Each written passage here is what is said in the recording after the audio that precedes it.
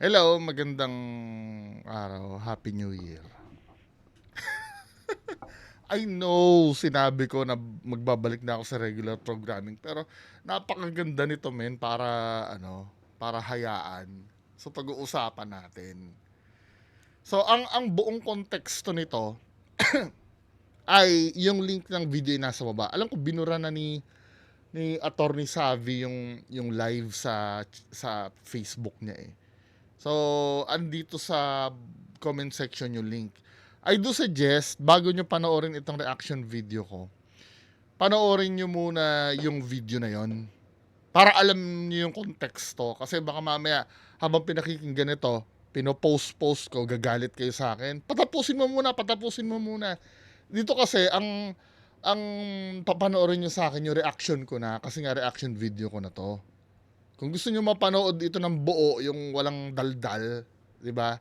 Nasa comment section yung link para yung kwentuhan natin tuloy-tuloy dito sa video na to. So ito na 'yon ito di umano daw.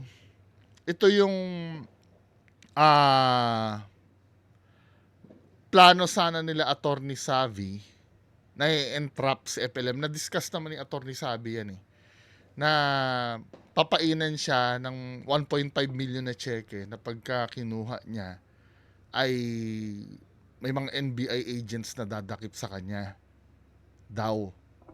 Kaya lang, hindi siya natuloy eh. Tinanong ko kay Attorney Sabi, bakit hindi Attorney Sabi natuloy? May sinagot siya sa akin na bilang hindi hindi lawyer, hindi ko naiintindihan. Kaya ayokong, siguro pag may pagkakataon, pag nag-live si Attorney Savvy, siya na lang ang sasagot. Kasi baka mamaya, alam ko yung sinagot niya. Kaya lang, baka mamaya, pagka in-explain ko sa inyo, mapunta tayo sa iba dahil ibang pagkakaintindi ko. Sorry. Pero, sasagutin naman siguro kayo na Attorney Savvy pag nag-live siya uli sa Facebook page niya. So, ito yun, ito yung nangyari. Dito nyo makikita na kung paano yung process, kung paano ah magpakilala si Sir Norman Mangusin sa mga taong makakatransact niya. 'Di ba?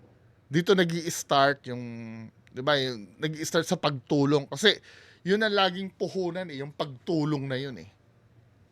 Kasi nga naman magandang i-content yan at the same time babango ang pangalan mo pagtulong ang gagawin. So ito 'yon mga men ipaparinig sa atin Attorney Savvy. Inuulit ko ha, kung gusto niyo malaman ang buong buo yung konteksto nito, yung link ng full video na to nasa comment section. Bago nyo ako panoorin sa gagawin ko reaction video. So ito yung video mga kababayan ko. Yung pag-uusap, paririnig ko sa inyo Ito yung nabitag si FLM ha. Na-explain ko ba kanina? Na akala niya makaka 1.5 million na siya. Hello? Oh, hello po. Naririnig nyo?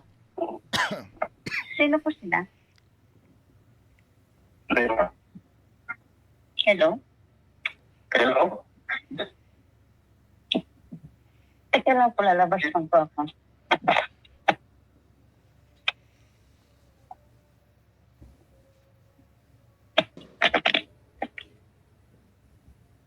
Nanonood ka ba kanina?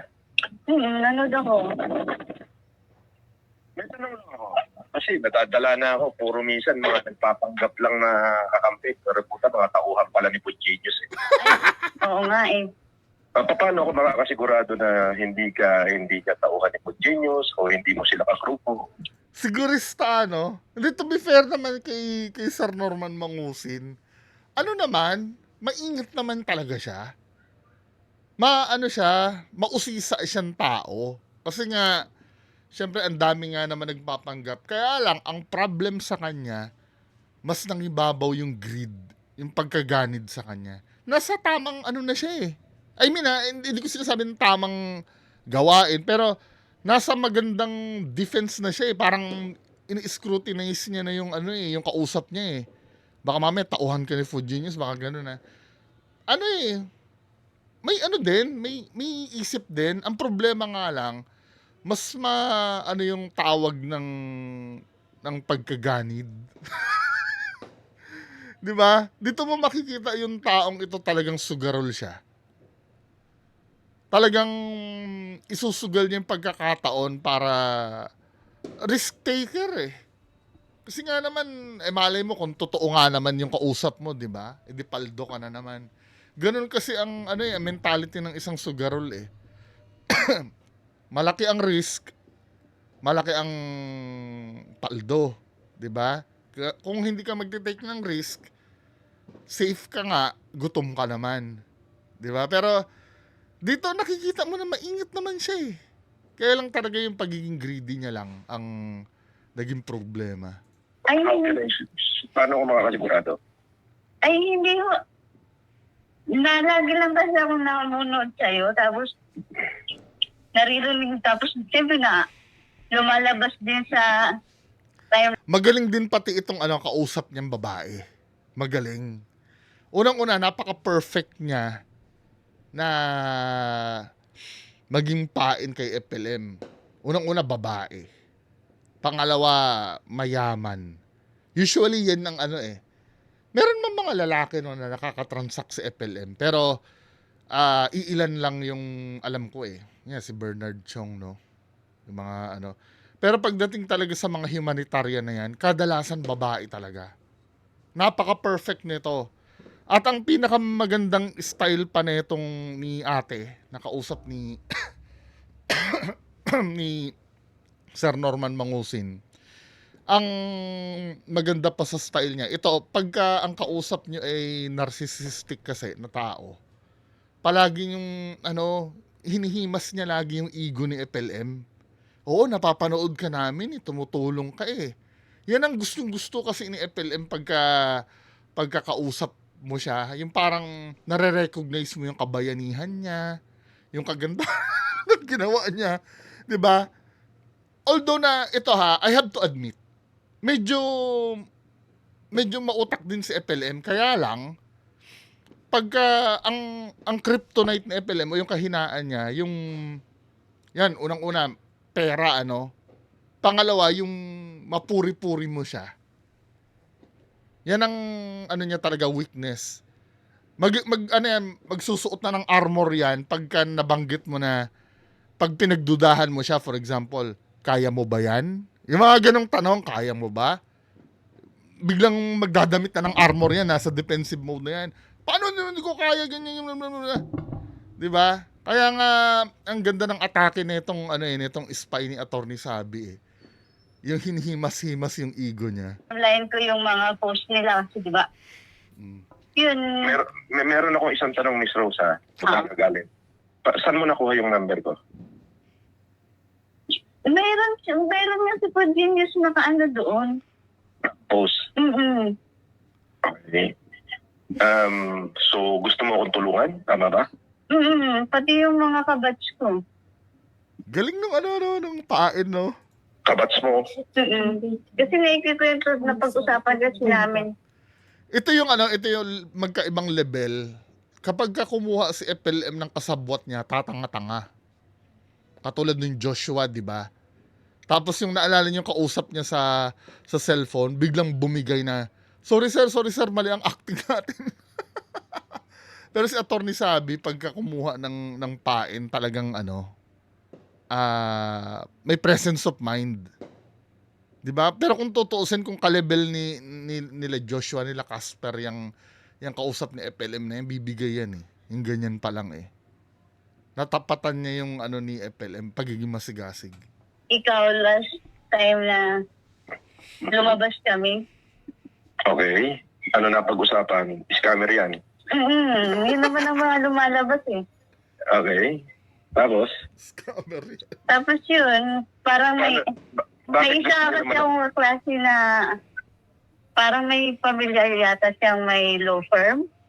Okay. Parang yun, sabi niya, sige try natin. Baka naman kasi mali yung mga parata sa kanya. Wala naman tama eh. Sabi mo, tutulangan mo ako financially. Assurance lang na makukulong si Makagago na mananalo ko. Mananalo ko. Mabigat yung kaso nila. Hindi ko naman sila kinasuhan ng cyber libel eh. Tignan mo ha, hindi niya daw kinasuhan ng cyber libel. Pero later on mamaya, sasabihin niya, kinasuhan niya si Makagago ng cyber libel. Isa sa mga kung may presence of mind ka, no, isa sa malalaman mo, kailangan alerto ka sa mga sasabihin ni FLM eh. Si FLM kasi, yung tao na ganito ang sasabihin niya after 30 minutes or 1 hour, kukontrahin niya na agad yun. Kasi constant siyang gumawa ng magsabi ng hindi totoo eh. Kaya tuloy pagka halimbawa yung nalunod na kayo sa kwentuhan, gagawa uli siya ng bago na kung wala kang presence of mind, hindi mo siya maiisip na uy teka, iba yung sinabi mo kanina ah. 'Di ba? Kaya ang madalas na naiengganyo ni FLM yan, mga OFW na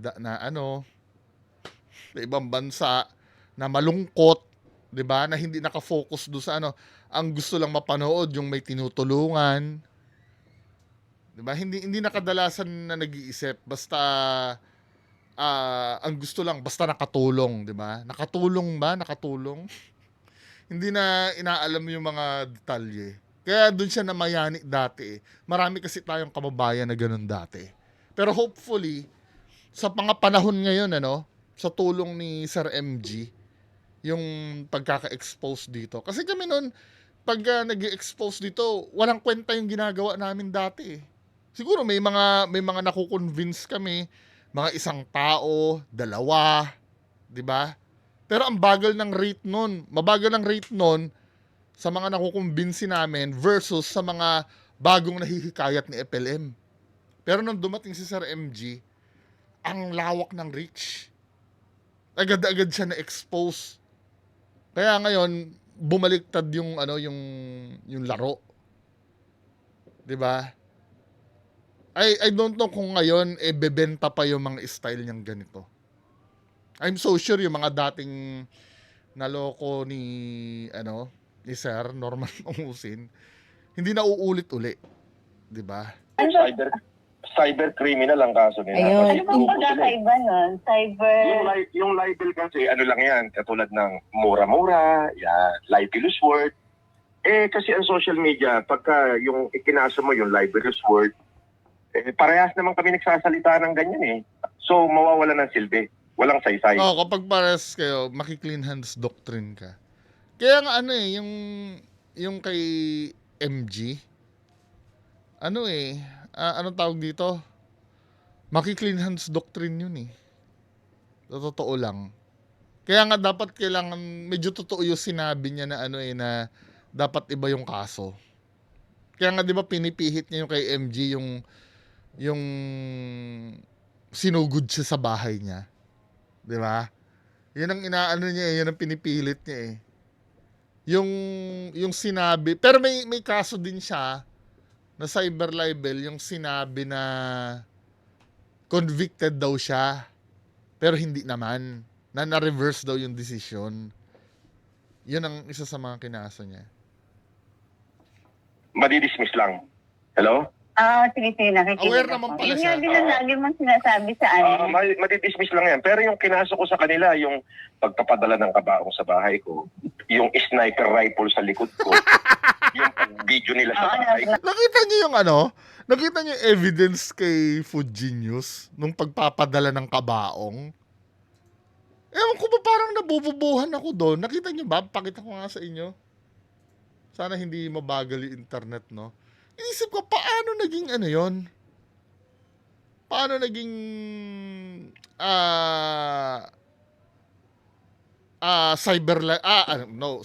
Paano naging yon? Ebidensya na pagpapadala ng kabaong. Ang ebidensya niya, bagal yung Ang ebidensya niya, yung pinost ni Food Genius na, ba't yun naman pinadalhan ng kabaong? Pati nga kami, nagtitinginan kami. Siguro kahit hindi ka lawyer, hindi mo makukonvince ang sarili mo na na yun ay ebidensya eh. Wait lang ha, pakita natin yun. Saan na ba yan?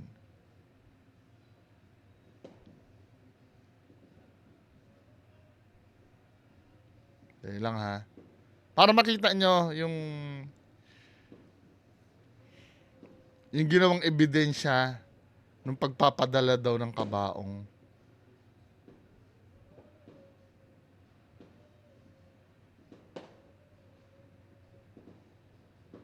Saan na ba yan? Ito oh.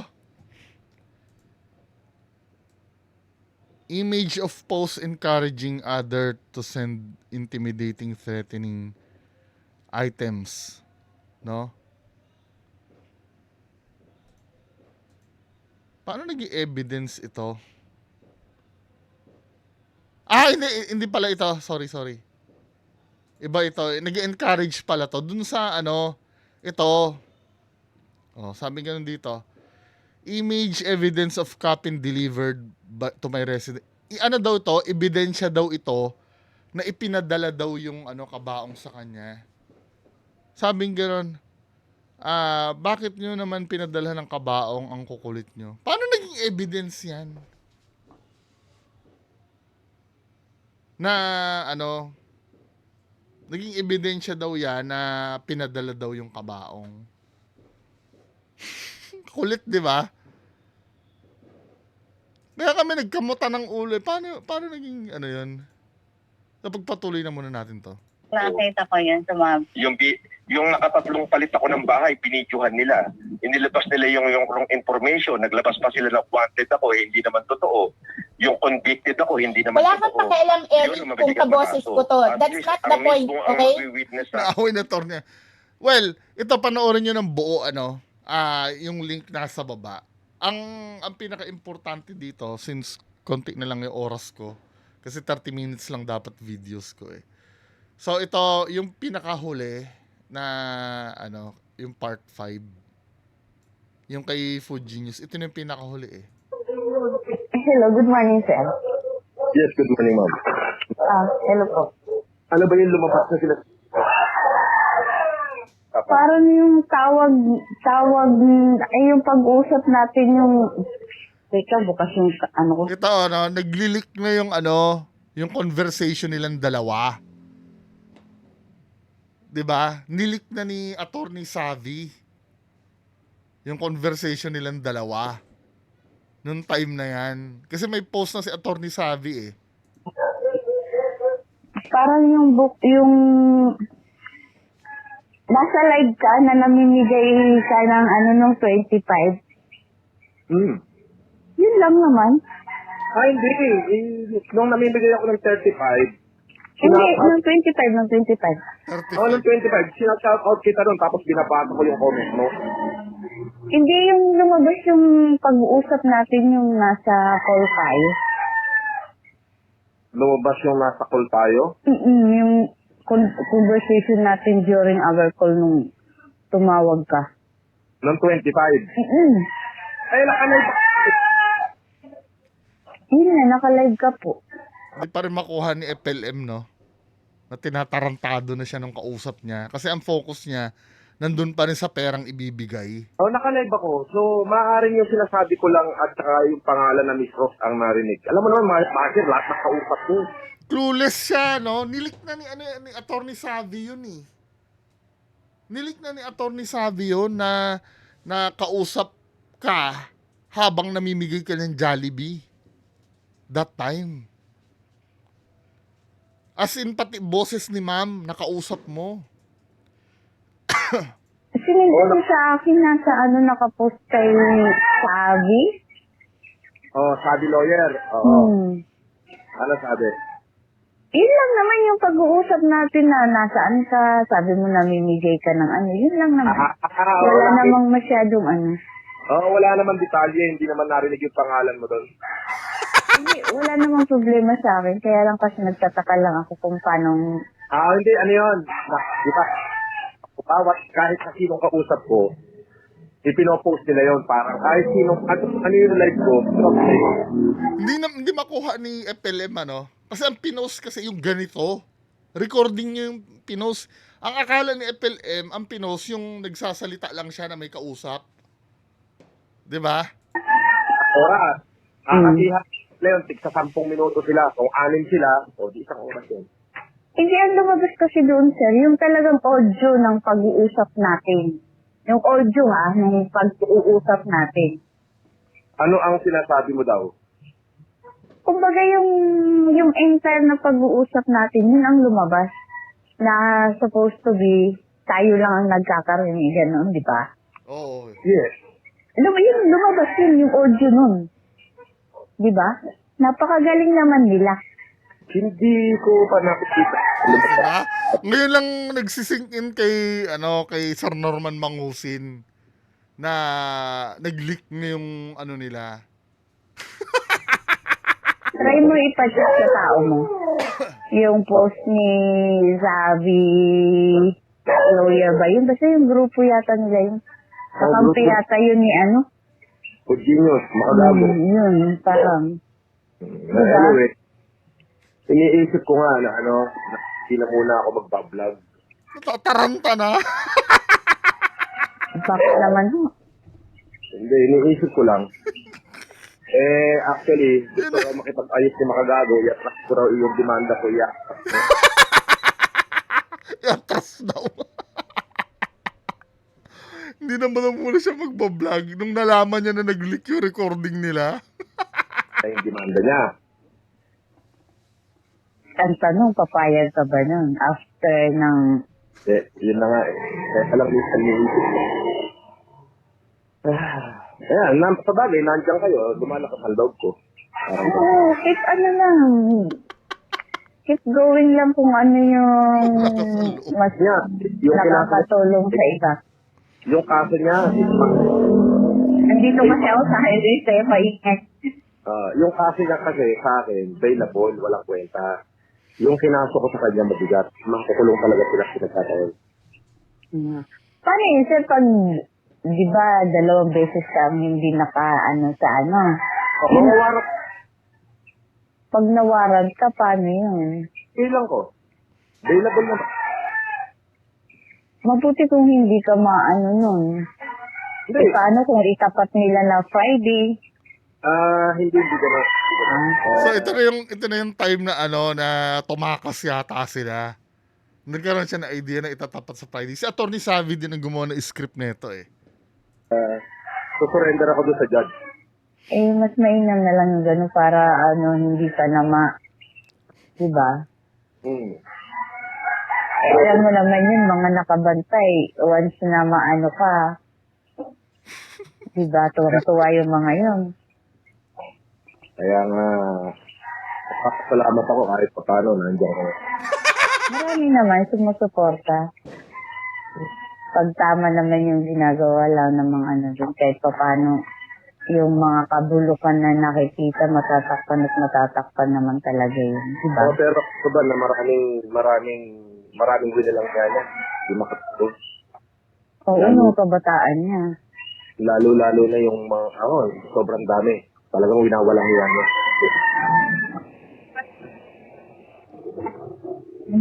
Tapos ako, hindi ko magkakaroon ng kadalahan. Well, kung walang doon, Ito yung mga kaso nila kasi witness ko, cybercrime. malakas-lakas yung kaso. Kaysa sa live lang, kumpara sa cyber, mas pataas talaga yun. So, gano'n na lang, sa 29. See you. Ma'am Ro. Sige. Good morning. Sige, good morning din. Bye-bye. Okay? Ang nito, no? I mean, hindi, pa rin siya, binigyan na siya ng clue na, hoy, yung conversation natin dalawa nag-leak na. Hindi pa rin niya nahahalata na mole itong itong kasama niya. Ano ba? Talaga nakafocus siya doon sa 29. Ayun, dumating yung 29, di wala na. hindi na to. Kaya mainit ang ulo. Anyway, Happy New Year sa inyong lahat. Yung buong conversations nito, part 1, part 2, part 3, part 4, part 5. Baka i-upload ko. 'Di ba? Pero yung sa bagay, na-i-play na yung yung majority kay Attorney Savvy eh. Punta na lang kayo kay Fuji News pala to, sorry. Ayan na pala, kay Food Genius, Friends of Food Genius page. Doon yung puntahan, Friends of Food. Nandiyan yung part 1 hanggang 5 na conversation. Anyway, mga kababayan ko, magandang araw sa inyo lahat. Happy New Year! Bye-bye.